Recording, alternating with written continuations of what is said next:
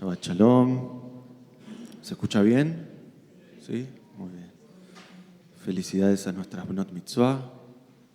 Y en palabras del profeta, Shalom, Shalom, la Karov la Rajok.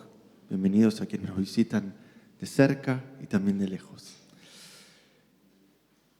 Creo que todos estamos en cierta medida familiarizados, o mejor dicho, hemos hasta incluso naturalizado la presencia y el uso de ciertas expresiones, ciertos vocablos, cuya acepción simbólica hoy está tan arraigada en nuestro acervo, en nuestro imaginario, que incluso este significado alegórico, alusivo, tan notorio, se ha ocupado de anular el sentido literal, primordial, concreto de estas expresiones.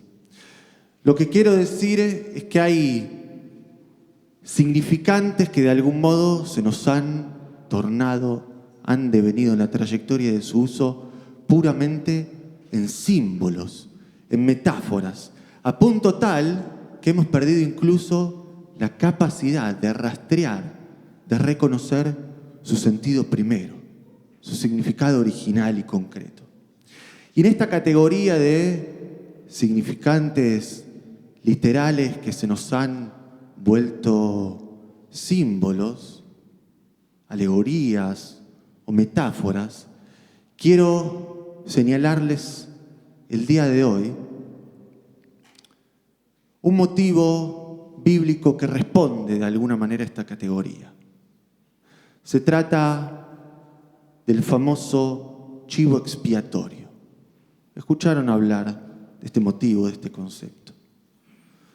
Cuando evoco la imagen del chivo expiatorio, cuando pronuncio estas palabras, seguramente todos nos remitimos sin excepción, no a su sentido literal, primario y directo, sino a su acepción simbólica. Es decir, pocos acá deben haber pensado cuando pronuncié estas palabras en un animal real, con 2 cuernos, con 4 patas, con un rabo que oscila entre sus piernas. Y seguramente muchos de ustedes habrán evocado en su mente la imagen, la figura de ciertos individuos, de ciertos grupos, de ciertos colectivos que en la historia de la humanidad han sido mancillados y se les ha achacado como chivo expiatorio de la historia la culpa por los males que aquejan a una sociedad. Y ven que el significado, la acepción más literal, concreta de esta expresión, de este motivo bíblico del chivo expiatorio, se nos escapa de alguna manera, se nos escurre de las manos, ¿no? Pero casualmente, este motivo y el rito sacrificial que este implica es descrito meticulosamente en la parashá de esta semana, Parashat Ahareimot.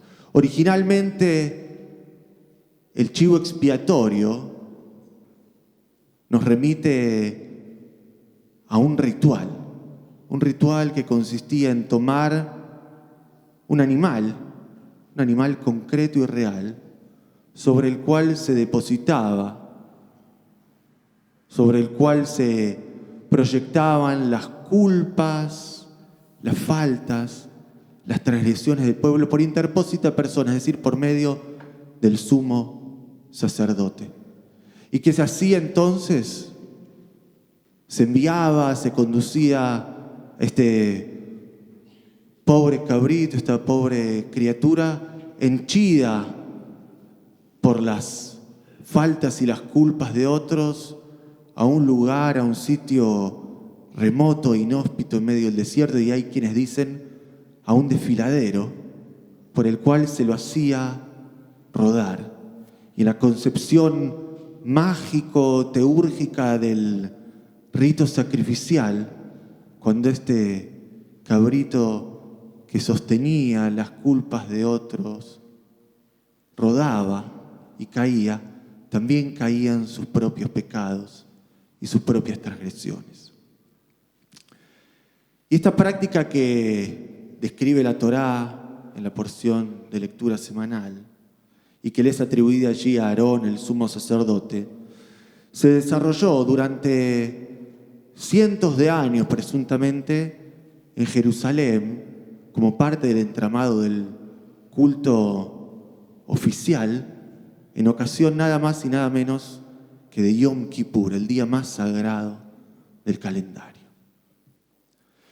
Y a propósito de este rito, el inagotable anecdotario talmúdico nos ofrece una leyenda, una historia que me gustaría compartir con ustedes el día de hoy. Y este relato tiene como protagonista un tal Shimon HaTzadik. Shimon HaTzadik, Shimon el Justo, era aparentemente un sumo sacerdote, un célebre sumo sacerdote que actuó en la época del segundo templo, el segundo Beit HaMikdash. Y cuenta la historia que este Shimon HaTzadik solía ocuparse con gran esmero y con gran pompa de este rito, del rito del chivo expiatorio y de todos sus preparativos. Y una vez que terminaba con esta ceremonia, Shimon HaTzadik, orgulloso de su desempeño ritual y buscando un poco de descanso, un poco de sosiego, se aprestaba para entrar al sitio, al lugar más venerado de todos. ¿Cuál es? El Santo Santuario. El Santo Santuario, el Kodesh HaKodashim. Un recinto que se creía en la antigüedad contenía el máximo esplendor de la presencia divina. Y allí se dirigía año tras año Shimon HaTzadik, este sitio al que le estaba vedado entrar a todo el pueblo, incluso a él, salvo el día de Yom Kippur. Y entonces el sacerdote cruzaba el umbral, hacía su ingreso triunfal y permanecía varias horas frente a frente, como Moshe, frente a frente con Dios. Y cuando salía, naturalmente en medio de una suerte de éxtasis religioso, algo embargado por esta experiencia, Shimon HaTzadik solía congregar junto a sí a sus discípulos y les relataba año tras año la visión que se le había aparecido al ingresar a los aposentos sagrados del Kodesh HaKodashim.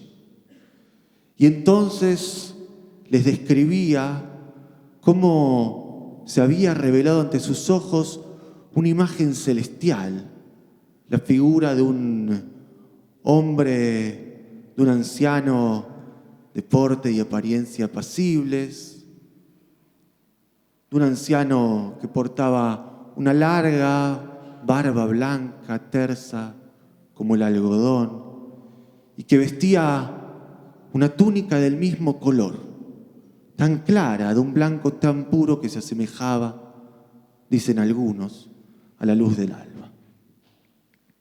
Y así sucedía año tras año. Shimon HaTzadik ingresaba al Santo Santuario y luego les relataba lo que había visto a sus discípulos. Sin embargo, el aura de sosiego y de descanso que experimentaba este sacerdote al ingresar al recinto más sagrado y venerado de todos, se vio súbitamente interrumpida. súbitamente interrumpida por un suceso inesperado, porque ocurrió en una ocasión que al entrar allí, Shimon HaTzadik tuvo una visión que no se le había presentado antes. Y entonces, al retirarse de la presencia divina, su cuerpo se debilitó. Y dicen que su rostro se vio completamente desfigurado a causa del horror y de la turbación. Y sus discípulos, naturalmente, asistiendo a la desgracia de su maestro, que hicieron, se acercaron a él en corro con la intención de auxiliarlo, de ayudarlo. Pero Shimon HaTzadik, tan solo con un simple gesto, los alejó, los mantuvo apartados. Y les dijo así: hijos míos, aléjense, apártense de mí. No se acerquen porque están en presencia de un hombre muerto. Y ante la mirada atónita y confusa de sus discípulos, el maestro continuó y les relató entonces lo que había visto en aquella ocasión. Esta vez no se le había presentado aquella figura áurea, este hombre de túnica y vestimenta blanca, sino una figura algo siniestra, que se movía con la velocidad de la sombra más aciaga, de la sombra de la muerte, que tenía una larga barba negra y una túnica del mismo color, que se asemejaba al color, al espesor de la noche eterna. Y la historia no termina acá, porque hay quienes dicen que a pesar de este presagio, Shimon HaTzadik no murió en el acto, sino que continuó viviendo. Hay quienes dicen que vivió tan solo días contados después de este suceso, pero hay quienes sostienen que vivió largos meses o incluso varios años más. Pero la verdad, cuánto tiempo vivió luego de esto resulta anecdótico y secundario. Porque la cuestión es que a partir de aquel momento su vida se convirtió, y escuchen bien esta frase, escuchen con atención, su vida se convirtió en una vida póstuma, Y dígame, ya que empecé esta prédica hablando acerca de símbolos y de metáforas, si esta no es una frase maravillosa. No es mía, por cierto, es de Paul Auster. Y cuando la acuña este escritor, creo que hace referencia a una vida que no sucede, que no se da después de la muerte. Una vida póstuma es una vida que sucede, que tiene lugar después de la vida. Una existencia póstuma es la de aquellos que, al igual que el protagonista de nuestra historia, se vieron arrancados del seno de una vida apacible y agradable y fueron conducidos hacia las mismas fauces del abismo. Una existencia póstuma es la de todos aquellos que, como Shimon HaTzadik, vieron pasar delante de sí aquella figura aciaga, siniestra, que auguraba un destino cierto de muerte y de destrucción. Y acá me quiero detener unos minutos y hacer ante ustedes una infidencia. Les quiero decir que creo, quizás me equivoco, pero creo humildemente que este fenómeno de la vida póstuma, no me voy a jactar de haberlo vivido porque no es así, pero creo que este fenómeno de la vida póstuma lo vi muy de cerca. Lo vi muy de cerca porque la vida de mis abuelos, ambos sobrevivientes de la Shoah, fue de alguna manera una vida que transcurrió en el marco de esta lógica. Y claro, llegaron a la Argentina y forjaron una familia, tuvieron una vida próspera, gozaron de cierta longevidad, del cariño de sus hijos, de sus nietos. Pero de algún modo, sus nietos fuimos todos nosotros nietos póstumos.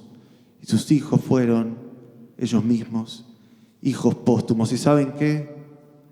Creo que todos nosotros, todos los que están sentados aquí en este momento, son de alguna manera hijos, nietos y bisnietos póstumos de los sobrevivientes.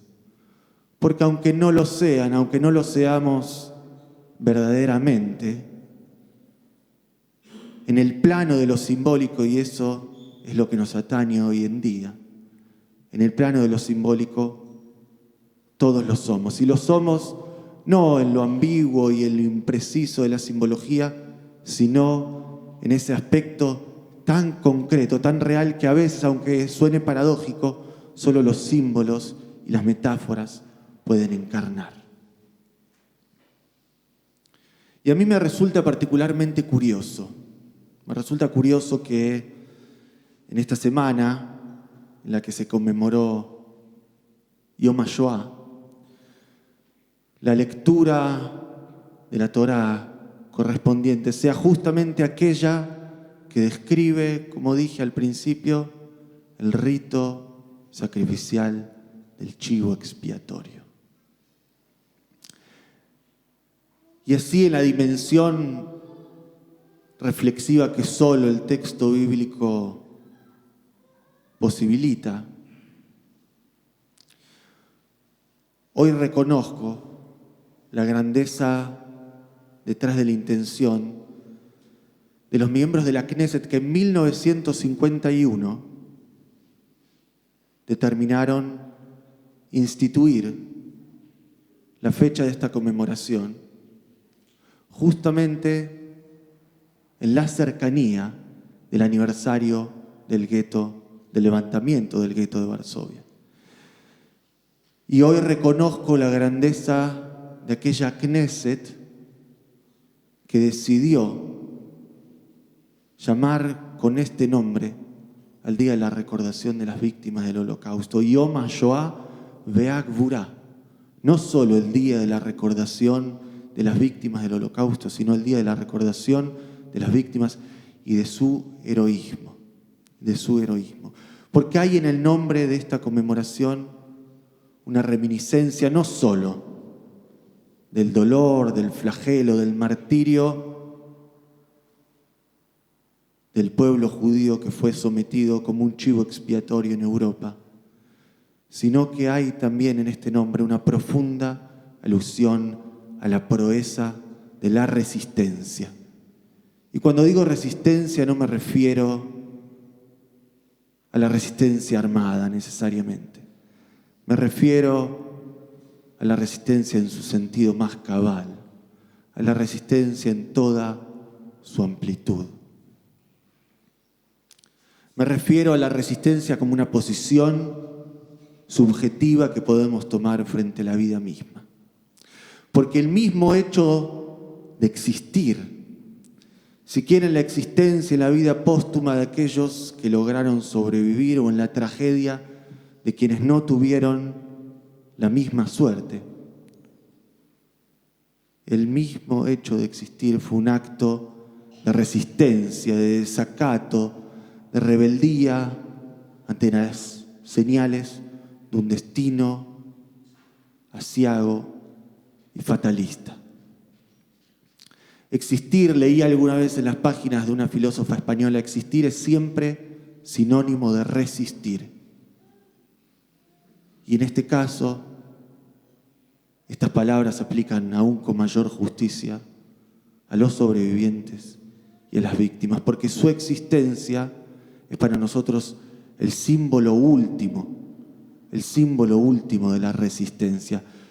Y nosotros también les quiero decir, nosotros también resistimos a nuestra manera en este momento. Y resistimos, no sé, no les puedo asegurar si lo hacemos desde el lugar más noble, pero sí les quiero decir que lo hacemos desde un lugar primordial. Porque hoy nosotros resistimos, si me permiten la licencia poética, desde el ámbito inmemorial de la memoria del pueblo judío. Y al embarcarnos en el ejercicio de la memoria, tornamos el mero acto de recordar en un acto de justicia, de resistencia. Y me van a preguntar, ¿de resistencia ante qué? ¿Ante quién? De resistencia ante el efecto inexorablemente corrosivo del olvido. Porque cuando recordamos, acometemos un acto de coraje. Y trocamos el mero recordar cognitivo en un recordar del espíritu que se transforma en un clamor que busca restituir la dignidad de aquellos a quienes les fue sustraída, que busca restituir la dignidad de aquellos que murieron víctimas del horror y de la desidia, de aquellos que se vieron obligados al sobrevivir, a continuar viviendo sus días, su vida, como una vida póstuma. Yeh Zichram Baruch. Nos ponemos de pie.